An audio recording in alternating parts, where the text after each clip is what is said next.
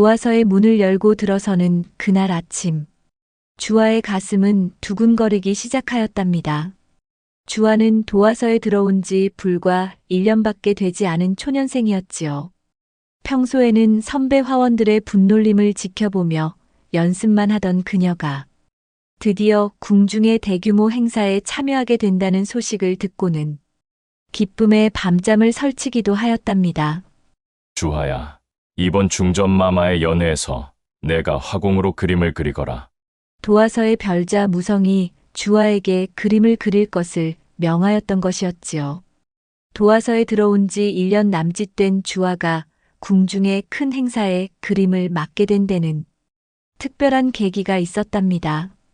평소 주아는 선배 화공들의 잔심부름을 하거나 도구를 닦는 일을 하면서 틈틈이 선배들이 그리다 버린 화선지에 자신의 그림을 연습하였지요.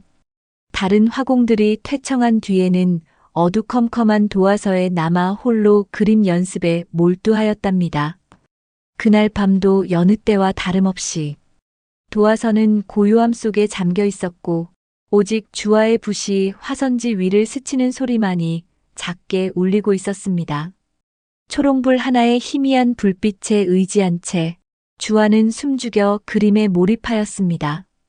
낮에는 감히 펼쳐보지 못했던 자신의 꿈과 열망을 붓끝에 담아 한 획 한 획 정성스레 그려나가고 있었던 것이었답니다.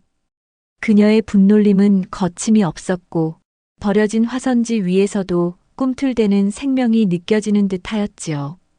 바로 그때였습니다. 도화서에 굳게 닫혔던 문이 삐걱이는 소리와 함께 조심스레 열렸던 것이었습니다.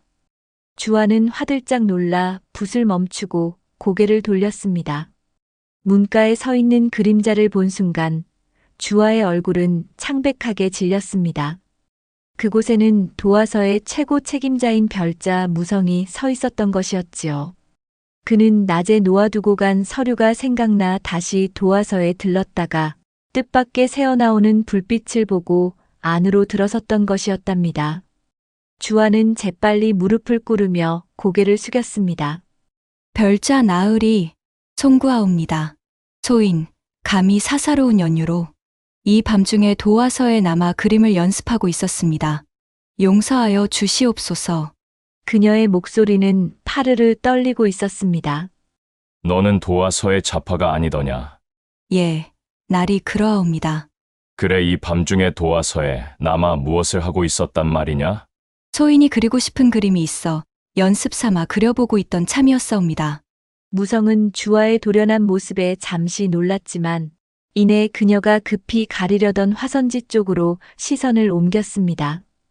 어둠 속에서도 빛을 발하는 듯한 그림에 무성의 눈빛은 전에 없이 예리해졌습니다. 그는 천천히 주아 앞으로 다가가 그녀가 그리던 그림을 묵묵히 응시하였습니다. 그 그림을 이리 줘보거라. 소인, 송구하옵니다. 나으리. 주아는 심장이 발끝으로 곤두박질 치는 것 같았습니다. 숨결조차도 죄스러워 조심스러웠던 것이었답니다. 미천한 그림으로 나리의 고귀한 눈을 더럽힐 것 같아 송구합니다만. 괜찮다. 이리 줘보거라. 주아는 떨리는 손으로 조심스럽게 화선지를 들었습니다. 무성을 향해 머리를 조아린 채 두 손으로 화선지를 건네었습니다. 어찌나 긴장을 하였던지 손끝이 뻣뻣하게 굳어져 있는 것만 같았습니다. 무성은 한동안 그림에서 눈을 떼지 못하더니 낮게 깔린 목소리로 물었습니다.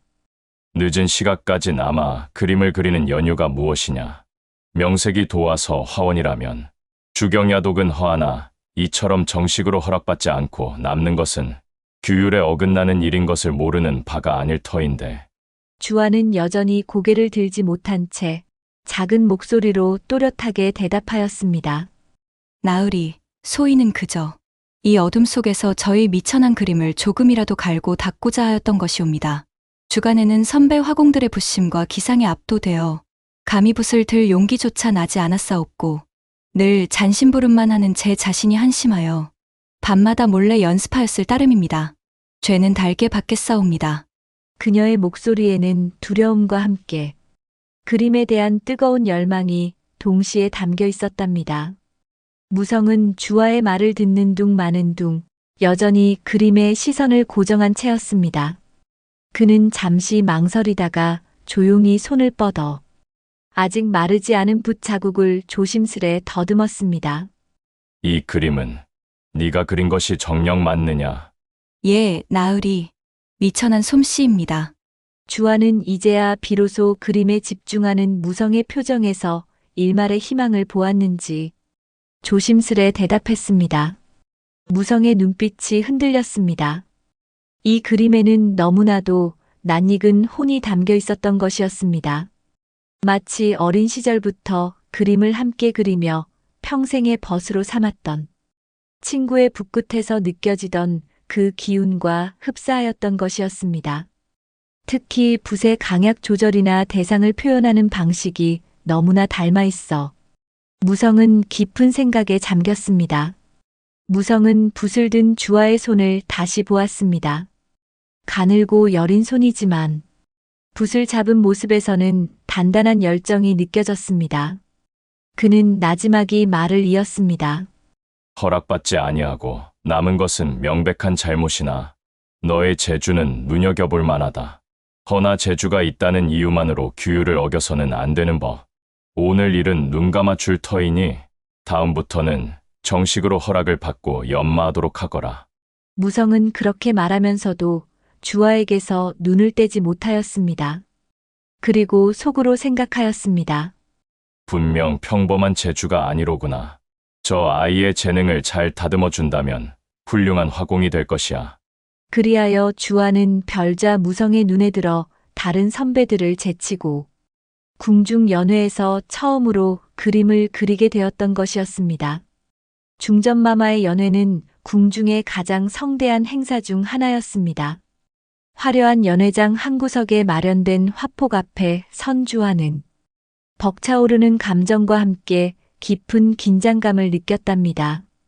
그녀의 심장은 붓을 들 때마다 격렬하게 두근거렸지만 이내 모든 잡념을 잊고 오직 그림에만 몰입하였습니다. 연회가 끝나고 주아가 그린 그림은 중전마마의 처소로 옮겨졌습니다. 밤늦도록 연회의 피로를 풀던 중전마마는 그림을 찬찬히 둘러보다가 유독 주아의 그림 앞에서 눈길이 멈추셨습니다. 중전마마의 눈빛에는 전에 없이 깊은 감동과 그리움이 스쳐 지나갔습니다. 한참을 그림에 빠져있던 중전마마는 곁에 있던 상궁에게 낮은 목소리로 명하였습니다. 이 그림을 그린 화공을 당장 불러오너라.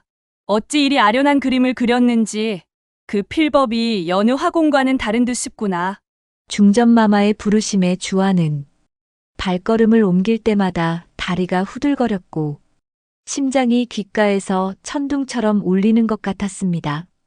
최고 존엄인 중전마마를 직접 대면한다는 사실에 온몸이 얼어붙는 듯 하였지요. 소인, 도와서 잡아 주아라 하옵니다. 중전마마의 부르심에 황공무지하옵니다. 주아는 바닥에 납작 엎드려 고개조차 들지 못하였습니다. 중전마마는 그림에서 눈을 떼지 않으신 채 나직하게 물었습니다. 고개를 들고 이 그림을 보아라. 내 옆에는 매화꽃이 없었던 것으로 알고 있는데 너는 어찌하여 내 옆에 매화 그림을 그려 넣었느냐? 주아는 겨우 용기를 내어 고개를 들었습니다. 소인은 중전마마의 꼿꼿한 자세에서 풍기는 자태에 혹독한 추위 속에서도 꺾이지 않고 피어나는 매화의 고결함을 그리고 밤하늘의 달빛처럼 고요하고 깊은 내면의 빛을 느꼈기에 중전마마의 내면을 표현하고자 함께 그려 넣었사옵니다. 소인의 죽을 죄를 지었사옵니다. 주아의 진심이 담긴 대답에 중전마마의 얼굴에는 온화한 미소가 번졌습니다. 그녀는 주아의 손을 직접 잡아주며 말했습니다. 내 그림은 나의 마음을 깊이 움직였구나. 너의 그림에는 기술을 넘어선 혼이 담겨 있는 듯하다. 너의 재주가 참으로 아깝구나. 앞으로 자주 내 처소로 찾아와 나와 함께 그림을 그려보지 않겠느냐? 나 또한 그림을 즐기는 터인데 내게 배울 점이 많을 듯하구나. 꿈인지 생시인지 알 수 없는 상황에 주아는 감격하여 눈물을 글썽였습니다. 황공하옵니다, 마마. 소인에게는 과분한 명이시옵니다. 도화서에는 소인보다 실력이 뛰어나고 경험 많은 선배 화공들이 수없이 많이 있사온데 미천한 소인이 어찌 감히 마마의 어진 분놀림을 거들겠사옵니까? 마음까지 겸손하구나. 그 부분은 염려 말거라. 나는 너의 그림과 심성이 마음에 드는구나. 그리하여 주아는 그날부터 매일 중전마마의 처소를 드나들게 되었습니다. 처음에는 긴장되어 말 한마디 제대로 건네지 못하였으나 중전마마는 그림에 대한 순수한 열정을 지닌 주아를 살뜰히 보살폈습니다. 중전마마께서는 종종 주아에게 오늘은 무엇을 그리는 게 좋겠느냐? 내 생각은 어떠하느냐? 하며 주아의 의견을 먼저 물었고 주아는 겸손하면서도 솔직하게 자신의 그림에 대한 생각을 말하곤 하였습니다. 중전마마는 섬세한 채색에는 능하였지만 구도나 붓의 힘을 조절하는 데는 어려움을 느낄 때가 있었답니다. 그때마다 주아는 소인이 감히 말씀 올리옵건데 이곳의 붓을 좀 더 강하게 누르시면 산의 기상이 더욱 살아날 듯하옵니다.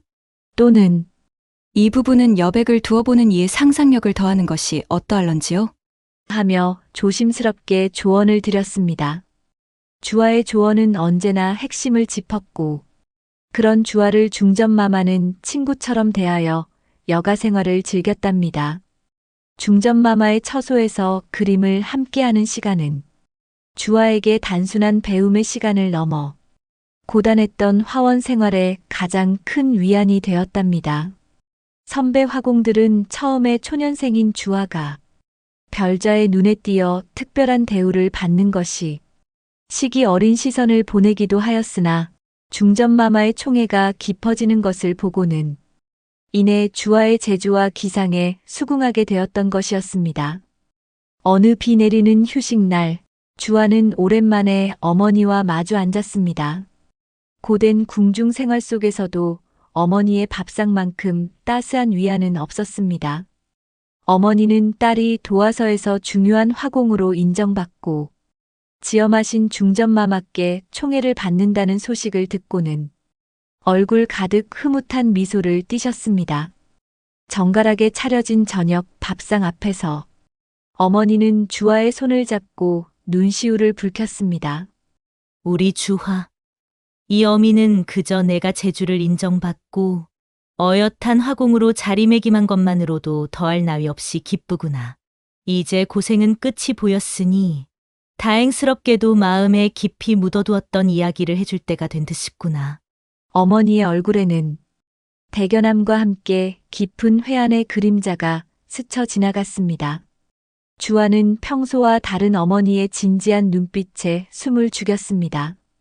어릴 적부터 주아의 아버지는 주아가 입을 열 때마다 먼 과거의 안개처럼 모호하게만 존재하는 분이었습니다. 주아가 아버지에 대해 물을 때마다 어머니는 눈물을 보이며 아무 말도 하지 않았던 것이었습니다. 어머니는 비로소 주아의 아버지에 대한 이야기를 천천히 꺼냈습니다.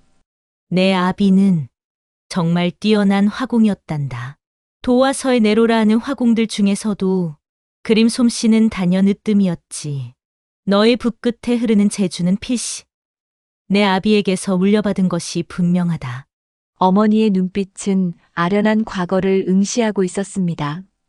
내 아비에게는 일생에 한 번 올까 말까 한 큰 영광이 주어졌단다. 바로 데비마마의 용안을 그리는 일이었지. 온 집안이 경사잔치라도 난 듯 기뻐하였지만 그 기쁨은 그리 오래가지 못하였단다. 어머니의 목소리는 파르르 떨리더니 이내 금방이라도 끊어질 듯 가늘어졌습니다. 어느 날 갑자기 데비마마의 용안에 문제가 생겼다는 명목으로 내 아비는 그 자리에서 압송되어 갔고 얼마 지나지 않아 중죄라는 터무니없는 죄명을 쓰고 죽임을 당하였다. 그 순간 이 어미는 세상이 무너지는 듯하였단다. 아무리 생각해도 내 아비는 결코 그런 중죄를 저지를 사람이 아니었는데 누군가 고의로 치밀하게 내 아비를 죽이려 한 것이었음에 의심이 가시질 않는구나. 어머니는 울음을 참는 듯 주먹을 꽉 쥐었습니다. 모든 것이 모함이었어. 어떤 음모에 내 아비는 희생양이 되었던 것이었지. 힘없고 나약한 이 어미는 그저 당하고만 있을 수밖에 없었단다. 너와 목숨이라도 부지하기 위해서는 아무 소리도 낼 수가 없었단다. 홀몸으로 어린 너를 키우며 평생 이 한을 품고 살았단다. 어머니는 주아의 두 손을 부여잡고 눈물을 뚝뚝 흘렸습니다. 주하야, 이제 내가 중전마마의 눈에 들어 어엿한 화공이 되었으니 내 아비의 억울한 죽음을 밝혀줄 수 있지 않겠느냐? 이 어미의 마지막 소원은 내 아비 죽음의 진실을 밝혀내어 그의 명예를 되찾아 주는 것이란다. 부디 이 어미의 간절함을 헤아려 주렴. 주아는 어머니의 절규에 가까운 목소리를 들으며 몸이 굳어버렸습니다. 아버지가 단순한 병고로 돌아가셨다고 막연히 알고 있었던 진실은 너무나 잔인하고 비통한 것이었습니다. 그리하여 주아는 아버지의 죽음이 데비마마의 용안과 연관되었다는 어머니의 말씀을 듣고 가장 먼저 데비마마를 가까이서 모셨던 상궁이나 나인을 은연중에 수소문하기 시작하였습니다. 그러나 워낙 오래전 일인데다 데비마마에 대한 사건은 궁중에서도 쉬이 입에 올릴 수 없는 금기처럼 여겨지는 듯하였습니다. 주아는 집요하고 끈질기게 사람들의 대화 속에서 작은 실마리라도 찾으려 애썼던 것이었지요. 그러던 어느 날 주아의 귀에 조용히 흘러들어온 이름이 있었습니다. 바로 오래전 데비마마를 지극히 모시던 최상궁이라는 이름이었답니다.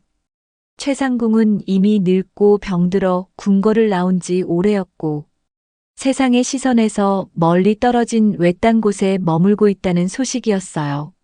주아는 사람들의 눈을 피해 조심스럽게 최상궁이 머무는 곳을 알아내었습니다. 그리고 홀로 최상궁의 집을 찾아갔습니다. 최상궁의 집은 허름했지만 단정하였고 한때 지엄한 데비마마를 모셨던 상궁답게 단아한 기품이 서려 있었습니다.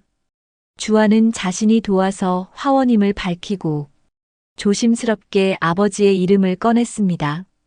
마침내 최상궁은 깊은 한숨을 내쉬더니 잊고 싶었던 오래된 기억들을 하나씩 꺼내놓기 시작하였습니다. 허허, 자네의 아버님이시라니 세월 참 빠르지. 그때는 젊은 화공이었는데 말이야. 대왕데비마마의 용화는 궁중의 가장 큰 행사 중 하나였네. 당대 최고의 화공 두 사람이 선택되어 그림을 그렸었지. 한 분은 자네 아버님이었고 다른 한 분은 자네 아버지와 절친이라고 들었는데 같은 또래의 화공이었다네. 최상궁은 말을 이었습니다. 그림은 거의 다 완성되어 가고 있었을 즈음 대왕데비마마께서도 두 화공의 재주에 감탄하시며 칭찬을 아끼지 않으셨지. 특히 자네 아버님의 그림에 대해 칭찬이 자자하였어. 누가 더 나은 그림을 그려 별자가 될 후보가 될 것인지 궁중 안팎에서 관심이 뜨거웠네. 그런데 어느 날 아침 갑자기 자네 아버님의 그림에 있어서는 안 될 실수가 있었다 하여 궁궐이 발칵 뒤집혔었지. 용안에 무슨 문제가 생겼다는 것이었는데 데비전 안에서 무슨 일이 일어났는지 자세히는 알 수 없었네. 다만 어찌 되었든 자네 아버님은 그 그림의 잘못을 물어 벌을 받게 되었고 끝내 그 후로 최상궁의 목소리는 흐려졌습니다. 그녀는 당시 상황을 정확히 알지 못했지만 뜬 소문처럼 돌았던 이야기의 조각들을 더듬더듬 들려주었습니다. 나는 그저 옆에서 모시던 나인에 불과했네. 감히 데비마마의 깊은 뜻을 헤아릴 수는 없었지. 다만 확실한 것은 당시 그 용안을 그리는 일 자체가 큰 화공으로서의 명예이자 그 그림에서 인정받는 화공이 차기 도와서 별자 자리를 차지할 것이라는 소문이 파다하였던 것이었다네. 최상궁의 이야기에 주아는 온몸의 피가 차갑게 식는 것을 느꼈습니다. 단순한 그림의 잘못이 아니었습니다. 자신의 아버지가 처했던 상황은 벼슬과 명예라는 거대한 욕망이 걸린 일이었고 누군가가 아버지의 그림에 손을 댈 만한 분명한 이유가 존재했던 것이었습니다. 주아의 머릿속에서는 복잡한 생각들이 엉키기 시작하였답니다.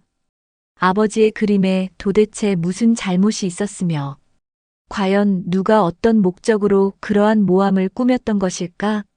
최상궁의 파편적인 증언은 주아의 마음에 꺼지지 않는 불씨를 지폈고, 덮였던 과거의 거대한 진실을 향한 주아의 발걸음은 더욱 빨라지게 되었습니다.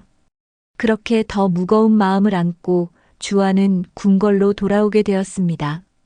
중전마마의 따뜻한 손길과 별자 무성의 격려는 여전히 주아를 감싸고 있었으나 주아의 마음속에는 숨겨진 진실에 대한 고뇌와 함께 새로운 의심의 그림자가 드리워졌습니다. 특히 무성을 대하는 주아의 시선은 완전히 달라졌습니다.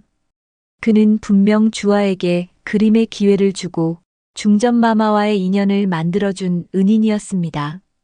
하지만 최상궁의 말, 즉 아버지와 함께 대왕 대비의 용안을 그렸던 또 다른 화공이, 별자 직책을 노리던 화공이라는 대목이 주아의 뇌리를 떠나지 않았습니다. 혹시 지금의 별자 자리에 있는 무성이 그때 그 자리에 있었던 인물은 아닐까 하는 차가운 의심이 주아의 가슴을 서늘하게 하였던 것이었습니다. 그러던 어느 날 무성은 주아에게 뜻밖의 명을 내렸습니다. 주아야, 내 그림 솜씨는 이미 중전마마께서도 인정하시는 바. 허나 화공으로서의 폭을 넓히려면 옛 명작들의 기법을 익히는 것도 게을리에서는 아니 될 것이다. 도화서의 고화들을 정리하면서 면밀히 살펴볼 기회를 주겠다. 조용하고 면밀히 연구하여 각 용안의 특징과 그 시대의 화풍을 정리해 보거라. 주아의 심장이 크게 요동쳤습니다. 대왕 대비마마의 용안을 면밀히 살펴볼 기회라니, 그녀의 아버지가 억울한 죽음을 맞이하게 된 그 그림을 직접 볼 수 있을지도 모른다는 희망과 함께 이것이 과연 우연일지 아니면 무성이 자신을 떠보는 것인지 알 수 없는 긴장감이 밀려왔습니다. 주아는 겉으로는 아무렇지도 않은 듯 공손히 답하였습니다. 예, 별자 나으리. 미천한 소인에게 귀한 기회를 주심에 황송하옵니다. 명에 따라 역대 마마들의 용안을 면밀히 연구하여 보고 드리겠사옵니다. 그리고 다음 날부터 주아는 도화서의 깊숙한 곳에 자리한 고아 보관소에 먼지 쌓인 책들을 뒤지고 오랜 시간 보관된 옛 그림들을 조심스럽게 꺼내 살펴보는 일에 몰두하였습니다. 그림들은 세월의 흔적을 고스란히 담고 있었으나 그 속에 담긴 화공들의 혼은 여전히 살아 숨쉬는 듯 하였습니다. 주아는 한 장 한 장 조심스럽게 그림들을 넘겨보았습니다. 마침내 아버지의 그림이라 짐작되는 시기에 그려진 대왕 대비마마의 용안을 찾게 되었던 것이었습니다. 그 그림은 여전히 강렬한 기품을 뿜어내고 있었지만 자세히 보니 용안의 한쪽 눈매 부분에 미세하지만 분명한 수정의 흔적이 남아 있었습니다. 마치 본래의 붓질 위에 덧칠을 하여 인상을 미묘하게 바꾼 듯한 흔적. 그것은 단순히 그림의 잘못이 아니라 누군가 고의로 손을 댄 것 같은 훼손에 가까웠던 것이었습니다. 주아는 그 자리에 굳어버렸습니다. 이것이 과연 아버지의 잘못이었을까? 아니면 누군가의 악의적인 개입이었을지, 그리고 이 훼손이 용안에 미치는 영향은 무엇이었을까? 이 의문이 주아의 마음속에 또 하나의 거대한 숙제로 자리하게 되었답니다. 대비마마의 용안에서 발견한 미묘한 흔적은 주아의 심장을 더욱 무겁게 짓눌렀습니다. 이제 아버님의 억울함은 단순히 소문이나 추측이 아니라 눈앞에 드러난 분명한 사실이 된 것이었습니다. 그러나 주아는 혼자서는 이 거대한 진실을 밝힐 수 없다는 것을 깨달았습니다. 궁궐의 깊고 은밀한 비밀을 파헤치기 위해서는 자신을 믿어주고 힘이 되어줄 이의 도움이 절실했던 것이었답니다. 그리고 주아의 머릿속에는 오직 한 사람, 바로 자신을 굳건히 지지해 주었던 중전마마만이 떠올랐습니다. 어느 날 저녁, 중전마마와 함께 그림을 그리던 고요한 자리에서 주아는 마침내 아버지의 억울한 죽음을 털어놓으며 진실을 밝히고 명예를 되찾고자 하는 자신의 사명을 눈물로 호소했어요. 아버지가 그리던 용안에서 수상한 흔적을 발견했다는 말까지 전하자 중전마마는 잠시 침묵 끝에 차분하되 단호한 목소리로 답하였답니다. 주하야, 내 마음을 이해하겠다. 아비의 억울한 죽음을 밝히는 것은 다식된 도리일 뿐더러 한 인간으로서 마땅히 해야 할 일이다. 내가 은밀히 진실을 파헤쳐 볼 터이니 너는 평소처럼 행동하며 나를 믿고 기다리거라. 중전마마의 명을 받은 상공들은 아무도 모르게 조용히 움직이기 시작하였습니다. 궁중의 오랜 기록들을 뒤지고 당시 대비마마를 모시던 이들을 수소문하여 비밀스러운 조사를 이어갔습니다. 그리고 며칠 후 중전마마의 처소에서 들려온 믿기 힘든 진실은 주아를 다시 한번 큰 충격과 혼란에 빠뜨렸습니다. 중전마마께서 은밀히 알아본 바에 따르면 그 사건의 배후에는 바로 지금의 별자 자리에 있던 무성이 있었던 것이었습니다.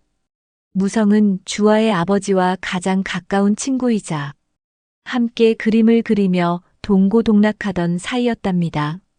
당시 대왕 대비마마의 용안을 그리는 자리는 차기 별자의 자리가 걸린 중요한 기회였고 무성은 권력에 눈이 멀어 친구의 그림에 시샘을 품었던 것이었습니다. 그림이 거의 완성되어 갈 무렵 무성은 은밀히 주아의 아버지가 그린 용안에 손을 댔습니다. 용안의 눈동자에 미세하게 점을 잘못 찍어 넣음으로써 대비마마의 얼굴 인상을 교활하게 바꾸어 놓았던 것이었답니다. 그리하여 대비마마의 용안은 기이하고 불경스럽게 변질되었고 이 잘못된 그림에 대한 책임을 물어 주아의 아버지는 억울하게 벌을 받게 되었던 것이었습니다. 그리고 그해 무성은 주아의 아버지를 대신하여 다음 해에 별자직에 오를 수 있는 가장 유력한 후보가 되었던 것이었습니다. 이 모든 진실을 알게 된 주아는 극심한 혼란에 휩싸였습니다.